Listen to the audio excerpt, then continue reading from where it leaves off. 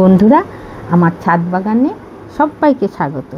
বন্ধুরা, আমার থাম্বনেল ও টাইটেল দেখে বুঝতে পেরে গেছে আমি আজ কী দেখাতে চলেছি। হ্যাঁ বন্ধুরা, বাজার থেকে দেখুন এরকম লঙ্কা কিনে এনে সেগুলো শুকিয়ে তার বীজ থেকে আমি চারা করে এই লঙ্কা গাছগুলি 4 ইঞ্চি টবে বড় করেছি। এগুলো আমার উঠোনেই রয়েছে, এখনও একটু বড় হলে আমি ঝাঁকড়া করে নিয়ে গিয়ে ওপরে 6 ইঞ্চি পটে প্রতিস্থাপন করব। তা বৃষ্টির জলে কেমন বর্ষার জলে পুষ্ট হয়েছে দেখুন, সবুজ সতেজ পাতাগুলি একদম সুন্দর হয়েছে। তা আমি এদের কিভাবে বড় করেছি এ পর্যন্ত সেটা বলবো। দেখুন, প্রথমেই আমি যেটা করি, এই যে বৃষ্টির জল পাচ্ছে তাহলে ওদের টবের মাটি তো চাপ চাপ হয়ে যাচ্ছে। হ্যাঁ, আর যখন আমি বসিয়েছিলাম এগুলো বীজতলা থেকে, তখন একটু ওপরটা ফাঁকা করে রেখেছিলাম, কারণ এর মধ্যে সার দেব, আবার হয়তো মাটি দেব, জল দিলে সেই সারগুলো ধুয়ে যাবে, সেই জন্য একটু ফাঁকা করে বসিয়েছিলাম। আর এই মাঝে মাঝে বৃষ্টির জল হওয়ার পর এগুলো খুঁচিয়ে দিই, ওই একটা লোহার নিরিন মতন আছে, ওইটা দিয়ে খুঁচিয়ে, যাতে অক্সিজেনটা পাস হয়, মাটি ঝুরঝুরে থাকে এবং জল পায়, এবং ড্রেনেজ সিস্টেমটা ভালো করেছি যাতে বৃষ্টির অতিরিক্ত জল ড্রেনেজ সিস্টেম দিয়ে বেরিয়ে যায়। এইভাবে আমি এগুলোকে করে রেখেছি এখনও পর্যন্ত। মানে এত বড় হয়েছে, এগুলো 1 মাস আগে প্রতিস্থাপন করেছিলাম, 1 মাস বয়সেদের। আর 15 দিন মতন বীজতলায় ছিল। বীজ করার পর এখন অনেকগুলি হয়েছে, প্রায় 17-18টা লঙ্কা গাছ আমার এখানে হয়েছে। দেখুন, আর কি করি আমি, নিচে যে পাতাগুলি রয়েছে মাটির সঙ্গে ঠেকে যাচ্ছে সেগুলোকে আমি কেটে ফেলে দিই, কারণ ওগুলো রেখে কোনো লাভ নেই। আর ওইগুলো আড়াল করবে, আর রৌদ্র একদম পাবে না, গাছগুলি অপুষ্ট হয়ে যাবে। রৌদ্র না পেলে তো হবে না, কারণ আমরা যেমন গ্যাস ব্যবহার করি, এরা তেমনি সূর্যের আলোক নেয় রান্না করার জন্য। পাতা এরা রান্না করে, সালোক সংশ্লেষ প্রক্রিয়া, আর মাটি থেকে খাদ্য জল সংগ্রহ করে কাণ্ডের সাহায্যে। তাই পাতাগুলিকেও ভালো রাখতে হবে, যাতে ক্লোরোফিল ভালো থাকে পাতায়, রোগ পোকার আক্রমণ দমন করতে হবে।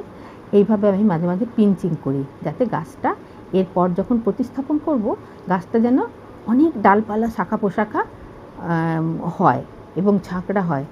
তাহলে আমি প্রচুর লঙ্কা পাবো এক একটি গাছ থেকে। আবার আমার ছাদ বাগানও দেখতে লাগবে সবুজ লাল লঙ্কায় ভরে থাকবে গাছপালা, আর মনটা প্রফুল্ল হয়ে যাবে। এইভাবে করি। এবার একটু বড় হয়েছে, একটা কাঠি দিয়ে এটাকে করে দেবো, যাতে হেলে না পড়ে, বৃষ্টির জলে হেলে না পড়ে, ও দড়ি দিয়ে সুতো দিয়ে বেঁধে দেবো। প্রত্যেকটা ছোটো ছোটো টবেই আমি একটা করে কাঠি পুঁতে দেবো, দড়ি দিয়ে বেঁধে দেবো। আর যেগুলো অসুস্থ পাতা, হলুদ পাতা, সেগুলোকে আমি প্রত্যেক দিন একবার করে চোখ বুলিয়ে নিই, তাকে ফেলে দিই কেটে। এবার বলি এর মাটি কিভাবে তৈরি করেছি। আমি বাগানের মাটি নিয়েছি 50 ভাগ। আর এই দেখুন, কলার খোসা, ডিমের খোসা আর পরিত্যক্ত চা পাতাগুলো আমি এইভাবে রেখে দিই, একটু ফেলি না। সেগুলো বালতির মধ্যে পচাতে দিই। এখানে একটা কম্পোস্ট সার, আমার কিচেন কম্পোস্ট সার তৈরি হয়।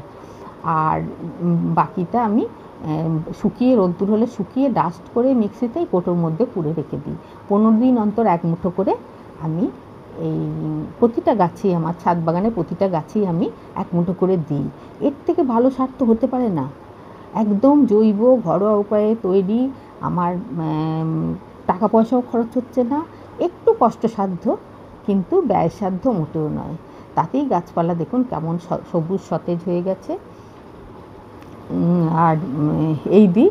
আর সর্ষের খোল, এখন তো বর্ষাকাল, বৃষ্টির জলে প্রচুর পরিমাণে নাইট্রোজেন থাকে, অনেক রকম অনুখাদ্য থাকে, সেই জন্য এখন বিশেষ সার দিতে হবে না, এরপর দিতে হবে। আর মাটি মাঝে মাঝে খুঁচিয়ে দিতে হবে। আর কী করি, অন্য গাছে যখন আমি সর্ষে খোল 4-5 দিন পচিয়ে রেখে তরল করে ছেঁকে দিই, তখন এদেরও একটু করে আমি দিয়ে দিই, 50 গ্রাম করে। এরম লঙ্কা যখন ঝুলবে গাছে, কত সুন্দর লাগবে দেখুন। আমার খুব ভালো লাগে দেখতে লাল লাল পাকা পাকা লঙ্কা ঝুললে যখন। আর দেখুন একটু একটু রোগ পোকা লাগছে, তা এরও প্রতিকার আছে। যে ছাই আমি যে পোড়াই, ওই যে পাতা টাতা পোড়ানো হয় ছাদে, এই ছায়ে প্রচুর পরিমাণে ক্যালসিয়াম আছে। এই ছাই যখন টিপড়ে টিপড়ে লাগবে, এক মানে আঙুলে করে নিয়ে নিয়ে পিঁপড়ের গায়ের ওপর দিয়ে দিলে পাতায় পাতায় আর পোকা হবে না। আর এই দেখুন এইভাবে পিঞ্চিং করে দিতে হবে। অতিরিক্ত ডালপালা শাখা পোশাকাগুলো কেটে দিতে হবে। ওখান থেকে 4টে করে শাখা পোশাকা বের হবে এবং গাছটা এই 4 ইঞ্চি টবেই ঝাঁকড়া হয়ে যাবে। আর প্রচুর শাখা পোশাকা এর থেকে বের হবে। আর প্রায় 5-6 ঘন্টা তো রোদ্দুর দিতেই হবে এদের। 4-5 ঘন্টা 5-6 ঘন্টা রোদ্দুর। এখন এই মেঘলা আকাশ দেখুন, এখন ভালো রোদ উঠছে না। আমি উঠোনের মধ্যেই রেখে দিয়েছি এটা। রোদ উঠলে এরা রোদ পায়, ওতেই যথেষ্ট। যেন জল না জমে, জল প্রয়োজন এর বেড়ে ওঠার জন্য। বৃষ্টির জল হলে তো ভালোই হয়, না হলে এমনি জল প্রয়োজন। কিন্তু অতিরিক্ত জল হলে তো হবে না, ফাঙ্গাসের ভয় হয়ে যাবে, সেই জন্য। আর ছায়েও যদি মানে রোগ পোকার আক্রমণ থেকে বিরত না হয়, তাহলে 1 লিটার জলে 5 ml 1.5 ml নিম তেল দিয়ে পাতায় পাতায় স্প্রে করে দিতে হবে। ঠিক সূর্যাস্তের আগের মুহূর্তে, মানে গোধূলি বেলায় স্প্রে করে দিতে হবে। তাহলে রোগ পোকার আক্রমণ একদমই হবে না। গাছগুলো থাকবে সবুজ, সতেজ এবং প্রাণবন্ত। বন্ধুরা, এইভাবে পরিচর্যা করে দেখুন। লঙ্কার চারাও কিনতে হবে না। ওই আপনাদের মশলার ডালার মধ্যে ফোড়ন দেওয়ার জন্য যে লঙ্কা থাকে, ডালে ডালে ফোড়ন দেওয়া, সেই লঙ্কাই একটা ছোট পাত্রের মধ্যে মাটি মিশ্রিত করে চারিয়ে দিন। দেখুন কত বীজ হয়ে যাবে, চারা হয়ে যাবে। বীজ থেকে চারা অঙ্কুরিত হবে কত। আমি যেভাবে করেছি, আমি চারা কিনিনি, সবই আমি ঘরে তৈরি করি এবং সার ঘরেও তৈরি করি। চলুন এবারে আমার ছাদ বাগানে যাওয়া যাক। এই দেখুন, এগুলো শীতের লঙ্কা। শীতকালে প্রচুর হয়েছিল, মাদার গাছগুলোকে তুলিনি।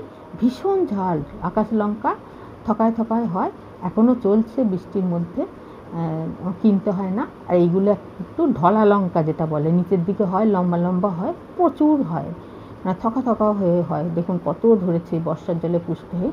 গাছগুলো একটু হলদেটে হয়ে গেছে।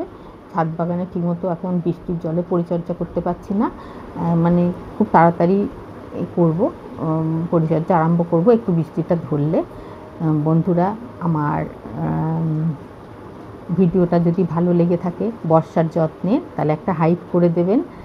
আর লাইক, কমেন্ট, শেয়ার তো করবেনই। আর আমার সঙ্গে এতক্ষণ থাকার জন্য অনেক ধন্যবাদ, অনেক ভালোবাসা। সবাই ভালো থাকবেন, সুস্থ থাকবেন, আর চ্যানেলটাকে সাবস্ক্রাইব করে দিয়ে আমার পাশে থাকবেন। Thank you so much.